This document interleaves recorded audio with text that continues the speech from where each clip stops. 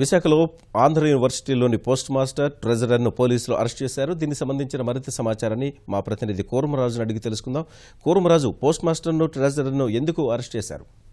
కిషోర్ బాబు, ఆంధ్ర విశ్వవిద్యాలయం post master K లలిత అలాగే treasurer Samuel Johnson వీరిద్దరిని కూడాను సిబిఐ అరెస్ట్ చేయడం జరిగింది. నిన్న కేసు దీని మీద వాళ్ళు రిజిస్టర్ చేశారు.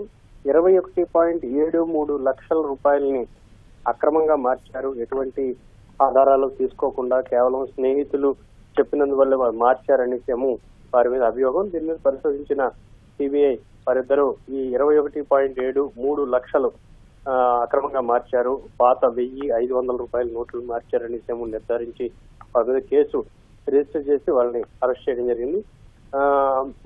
దేశవ్యాప్తంగా సిబిఐ ఈ నోట్ల మార్పిడి ప్రక్రియ మీద వస్తున్న ఆరోపణలన్నింటినీ పరిశీలిస్తోంది. ప్రధానంగా పోస్ట్ ఆఫీసుల్లో జరిగిన అంశాలన్నిటిపైన కూడాను ఉన్నతాధికారులు వారి ప్రమేయం ఎంతవరకు ఉంది ఏంటి అన్నది వీటన్నిటిని పరిశీలిస్తోంది. ఎందుకంటే హైదరాబాద్ తెలంగాణ సర్కిల్లోని senior superintendent of post offices నేరుగా ఇలాంటి వాటిలో నేరుగా ప్రమేయం ఉందని తేలడంతో రెండు రాష్ట్రాల్లోని, రెండు తెలుగు రాష్ట్రాల్లోనే కాకుండా మిగతా రాష్ట్రాల్లో కూడాను ఈ పోస్ట్ ఆఫీస్ లో జరిగిన మార్పిడి, నోట్ల మార్పిడి ప్రక్రియ మీద వస్తున్న ఆరోపణలన్నింటినీ వరుసగా ఒక్కొక్కటిగా పరిశీలించుకుంటూ వస్తోంది.